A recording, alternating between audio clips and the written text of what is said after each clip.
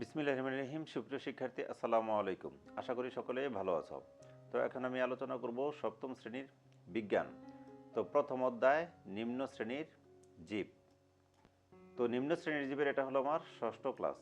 যদি 1 থেকে 5 number video দেখতে চাও তাহলে এই ভিডিওর ডেসক্রিপশন এবং পিন কমেন্টসে লিঙ্ক দেওয়া থাকবে, সেখান থেকে তোমরা দেখে নিতে পারো। তো এই ভিডিওতে আলোচনা করা হবে কি অ্যামিবা এবং অ্যান্টামিবা, এই দুইটা অংশ নিয়ে। তো অ্যামিবার চিত্রটা আমাদের প্রথমে কিন্তু অঙ্কন করে নিতে হবে খুব সুন্দর করে। তো প্রথমে যখন আমরা চিত্র অঙ্কন করব, চিত্রটা দেখতে খুব বেশি ভালো লাগবে না, কিন্তু যখন চিত্রটা সম্পূর্ণ শেষ হয়ে যাবে তখন চিত্রটা কিন্তু খুব ভালো লাগবে এবং চিত্রের চিহ্নিতকরণ সহ। তো এটা নর্মালি আমাদের ছোট গ নাম্বার প্রশ্নে কিন্তু সৃজনশীলে বেশিরভাগ ক্ষেত্রে আসে যে অ্যামিবার চিত্র অঙ্কন করে তার চিহ্নিতকরণ করো। তো চিত্রে দেখো কিছু অংশ আছে, সেগুলো আমরা একটু বুঝে নেই। যেমন খাদ্য গহ্বর, অর্থাৎ খাদ্য তো আমরা চিনি, গহ্বর মানে গর্ত, যে গর্তে খাদ্য থাকে তাকে খাদ্য গহ্বর বলা হয়। তো এরকম ভাবে আছে পানি গহ্বর, যেখানে পানি থাকে। সংকোচনশীল গহ্বর, যার মাধ্যমে কি করে অ্যামিবা সংকুচিত এবং প্রসারিত হতে পারে। তো এরপরে আছে কি ঘনপথ। ঘনপথ কোনগুলা? এই একটা ঘনপথ, এগুলা ঘনপথ, এগুলা ঘনপথ, এগুলা ঘনপথ। অর্থাৎ অ্যামিবার দেহ থেকে আঙুলের মতো যে প্রক্ষেপিত অংশগুলো, সেগুলোকে বলা হয় ঘনপথ। এ হলো ঘনপথের সংজ্ঞা। পরে দেখো এই প্লাজমা জেল এক ধরনের পর্দা, প্লাজমাস হলো এক ধরনের পর্দা। তো এই যে প্লাজমা জেল কি, পর্দাটা হলো কি দেখো, এই যে প্লাজমা জেল একটু বাহিরের দিকের যে পর্দাটা, আর প্লাজমাসল হলো কি একটু ভিতরের দিকের যে পর্দা। তারপর নিউক্লিয়াস, আমরা উদ্ভিদ কোষ প্রাণী কোষে নিউক্লিয়াসটা দেখে আসছি সাধারণত কেন্দ্রে থেকে। এই অ্যামিবারও দেখো কেন্দ্রে আছে নিউক্লিয়াসটা। একটোপ্লাজম, এটাও এক ধরনের পর্দা। একটোপ্লাজম মানে হলো বাহিরের দিকের পর্দা, আর এন্ডোপ্লাজম মানে হলো ভিতরের দিকের পর্দা। তো এগুলো একটু চিন্তা করবো। এরপরে আছে দেখে ইউরোয়েট। ইউরোয়েট মানে হলো মানে অ্যামিবার দেহের যে মানে বজ্র পদার্থগুলো একটা জায়গায় যায় জমা হয়। এরকম একটা জায়গায় জমা হলে কি একটা সময় যায় অ্যামিবা এই যে বজ্র পদার্থের যে অংশটুকু সেটুকু তার দেহ থেকে বিচ্ছিন্ন করে দেয়। তো এই যে যে জায়গাতে যে বজ্র পদার্থ জমা হইতেছে সেটাকে বলা হয় ইউরোয়েট। তো এই ছিল মোটামুটি অ্যামিবার আণুবীক্ষণিক গঠন। তো আমরা অ্যামিবার বর্ণনাটুকু একটু দেখে নেই। প্রোটিস্টা রাজ্যের সদস্য অ্যামিবা এককোষী জীব। অ্যামিবা কিন্তু এককোষী জীব, একটি মাত্র কোষ দ্বারা অ্যামিবার দেহ গঠিত, এই জন্য অ্যামিবাকে এককোষী জীব বলা হয়। এদের দেহ ক্ষুদ্রাকার। এককোষী জীব যেহেতু, তাহলে এর দেহ ক্ষুদ্রাকার থাকবে, এটাই স্বাভাবিক। অণুবীক্ষণ যন্ত্র ছাড়া এদের দেখা যায় না। তা অণুবীক্ষণ যন্ত্র ছাড়া কাকে দেখা যায় না? অ্যামিবাকে। এরা প্রয়োজনে দেহের আকার পরিবর্তন করে থাকে, মানে বিপদ আপদে বা বিভিন্ন কারণে বশত তারা তাদের দেহকে পরিবর্তন করতে পারে।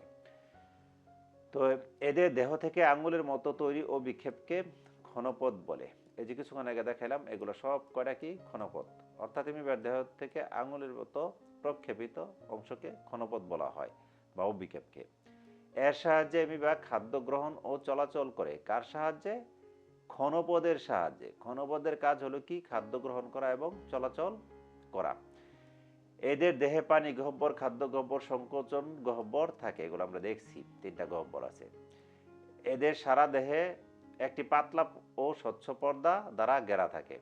তো কি অ্যামিবার সারা দেহ একটি পাতলা এবং স্বচ্ছ পর্দা দ্বারা ঘেরা থাকে। যে এটা হলো পাতলা এবং স্বচ্ছ পর্দা, এই যে এইগুলা তো ঘেরা থাকে, একে বলা হয় প্লাজমা লেবা। তাকে কি প্লাজমা লেবা বলা হয়। অ্যামিবা পানিতে, স্যাঁতসেঁতে মাটিতে, পুকুরের তলায়, পচা জৈব আবর্জনার মধ্যে জন্মে। তাহলে অ্যামিবা কোথায় জন্মে? এগুলো আমরা এখান থেকে পেয়ে গেলাম। তো এই নিয়ে আলোচনা। এরপর আসি পাঠ 7, অ্যান্টামিবা। তো অ্যান্টামিবার ক্ষেত্রেও আমাদের প্রথমে অ্যান্টামিবার এই চিত্রটা অঙ্কন করতে হবে। এই চিত্রগুলো অঙ্কন করতে হবে। অনেক ক্ষেত্রে বললাম না যে পরীক্ষাতে আসে, অ্যান্টামিবার চিত্র পরীক্ষাতে আসে, সে তখন কিন্তু আমাদের না দেখে অ্যান্টামিবার চিত্র অঙ্কন করতে হবে। অবশ্যই চিহ্নিতকরণ সহ শিখে নিবা। তো অ্যান্টামিবার এক রকম আছে, দেখো এই যে ব্যাকটেরিয়া আছে অ্যান্টামিবার দেহে, যেগুলো হলো ব্যাকটেরিয়া। এটা লোহিত রক্তকণিকা। তা লোহিত রক্তকণিকা এই যে এগুলো কিন্তু সব কটা লোহিত রক্তকণিকা। এরপর কি আছে? নিউক্লিয়াস। এই যে নিউক্লিয়াস, দেখো নিউক্লিয়াস। খাদ্য গহ্বর, যে গহ্বরে খাদ্য থাকে, খাদ্য গহ্বর। প্লাজোমালেমা, একটা পর্দা, অ্যান্টামিবার গায়ের যে পর্দাটা সেটাকে হচ্ছে প্লাজোমালেমা। অ্যাক্টোপ্লাজম অর্থাৎ এই যে এটা অ্যামিবার বাহিরের দিকের যে পর্দা সেটা অ্যাক্টোপ্লাজম, আর এন্ডোপ্লাজম হলো এইটারই এই যে এই সাইডের পর্দাটা, একটু বাহিরের সাইডটাকে বলা হয় প্লাজম, অ্যাক্টোপ্লাজম, আর ভিতরের দিকেরটা বলা হইতেছে কি এন্ডোপ্লাজম। এই দুইটাই পর্দা, একটা অ্যাক্টোপ্লাজম একটা এন্ডোপ্লাজম, একটা ভিতরের দিকের আর একটা বাহিরের দিকের। বাহিরের দিকেরটা হলো অ্যাক্টোপ্লাজম আর ভিতরের দিকেরটা হলো এন্ডোপ্লাজম। ক্ষণপথ, যে প্রক্ষেপিত অংশ, ক্ষণপথ অ্যামিবার মতো। তো এই নিউক্লিয়াস, দেখো নিউক্লিয়াস, ক্রোমাটিন দানা, এখানে ছোট ছোট দানা আছে, এগুলোকে ক্রোমাটিন দানা বলা হয়। প্রত্যেকটা এখানে বড় বড় দানায় রূপান্তর হয়েছে যে ভিতরে, এই প্রত্যেকটা কিন্তু ছোট ছোট নিউক্লিয়াস। হ্যাঁ, এর ভিতরে যে দানার মতো অংশ এগুলো কিন্তু ক্রোমাটিন দানা।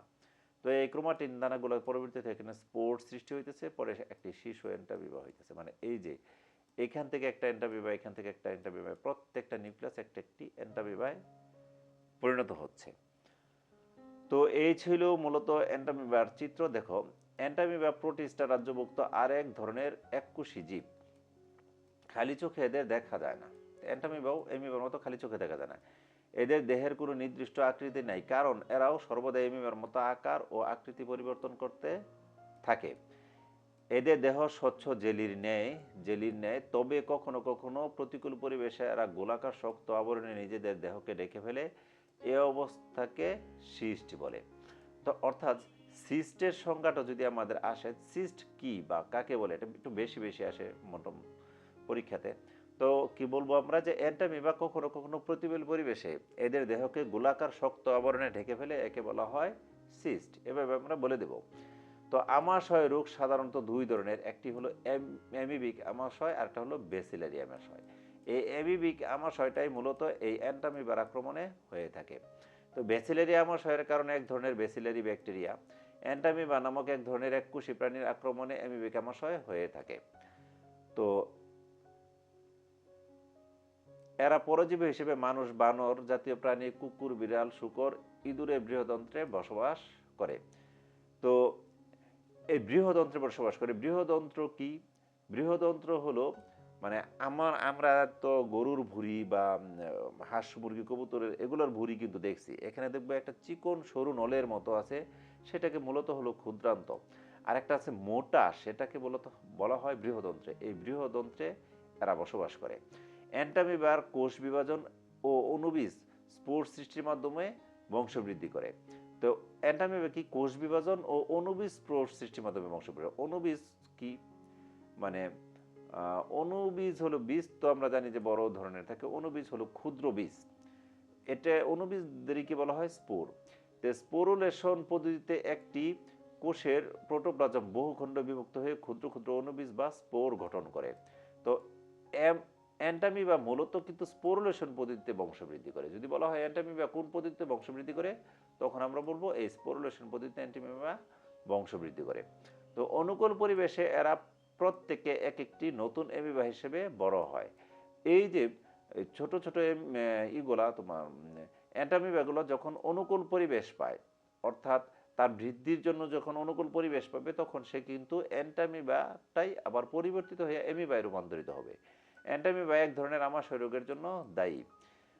রোগী রোগ জীবনটি কোনো লক্ষণ ছাড়াই বহন করে। এই যে অ্যামিবিক আমাশয়ের যে জীবাণু হলো কি অ্যান্টামিবা, এটা কোনো লক্ষণ ছাড়াই কিন্তু রোগী বহন করে। অ্যামিবিক আমাশয় সম্পূর্ণভাবে নিরাময় করা খুব কঠিন। উপযুক্ত চিকিৎসকের পরামর্শ নিয়ে ওষুধ খেলে এ রোগ সেরে যায়। তো অ্যামিবিক আমাশয় কি? চিকিৎসকের পরামর্শ, যে ভালো চিকিৎসকের পরামর্শ নিয়ে যদি আমরা ওষুধ খাই, সেক্ষেত্রে সেরে যায় আর কি। এখন এই জায়গা থেকে যে ধরনের প্রশ্নগুলা হয়, সেই প্রশ্নগুলো আমরা একটু আলোচনা করব। যে অ্যামিবা থেকে স্পোরুলেশন কাকে বলে? যে পদ্ধতিতে একটি কোষের প্রোটোপ্লাজম বহু খণ্ডে বিভক্ত হয়ে ক্ষুদ্র ক্ষুদ্র অণুবীজ বা স্পোর গঠন করে, তাকে স্পোরুলেশন বলে। তাহলে স্পোরুলেশন সংখ্যাটা আমরা এখান থেকে শিখতে পারি। এরপর হলো ঘনপথ কি? অ্যামিবার দেহ থেকে আঙুলের মতো অভিক্ষেপকে ঘনপথ বলে, এটা আমরা দেখছি। তো অ্যামিবার গঠন বর্ণনা করো। গঠনটা হলো এই যে অ্যামিবার অংশটুকুর মাঝখানে যে বর্ণনাটুকু আছে সেটুকু দিয়ে দিলেই হবে। অর্থাৎ অ্যামিবার এই যে এই অংশটুকু দিয়ে দিলেই হবে অ্যামিবার গঠন হিসেবে, দিয়ে দিলে চলবো। তো এখানে এই জন্য আলোচনা করলাম না। পরে হলো অ্যান্টামিবার বৈশিষ্ট্য লিখো। তো অ্যান্টামিবারটাও একই রকম। অ্যান্টামিবার বৈশিষ্ট্যগুলো অ্যান্টামিবার অংশে যে অংশটুকু আছে সেগুলো যদি আমরা ধাপে ধাপে দিয়ে দিই তাহলেই হবে। আমি যদি দুই একটা দেখাই তাহলে এরকম দেখা যাবে। দেখো যে এমিবা প্রোটিস্টার অন্তর্ভুক্ত একটি এককোষী প্রাণী আছে না, এদের দেহ ক্ষুদ্রাকার, এটাও কিন্তু আছে, অনুবীক্ষণ যন্ত্র ছাড়া দেখা যায় না, সেম টু সেম।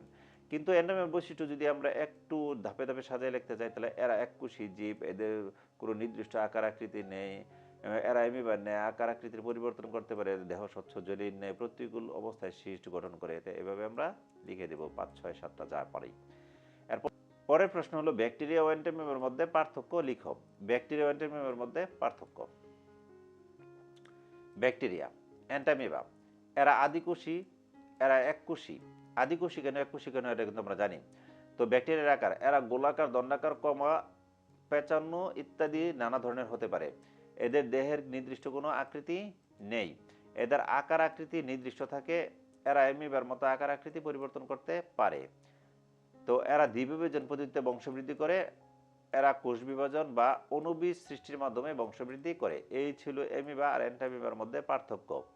তো 10, অ্যান্টামিবাকে খালি চোখে দেখা যায় না কেন? অ্যান্টামিবা এক ধরনের এককোষী জীব, এরা সার্কোমাস্টিগোফোরা পর্বের অন্তর্গত। এদের দেহের কোনো নির্দিষ্ট আকৃতি নেই বলে এদেরকে খালি চোখে দেখা যায় না। তো এই ছিল ভিডিওটি দেখার জন্য ধন্যবাদ। ভিডিওটি ভালো লেগে থাকলে অবশ্যই চ্যানেলটি সাবস্ক্রাইব করে রাখবে।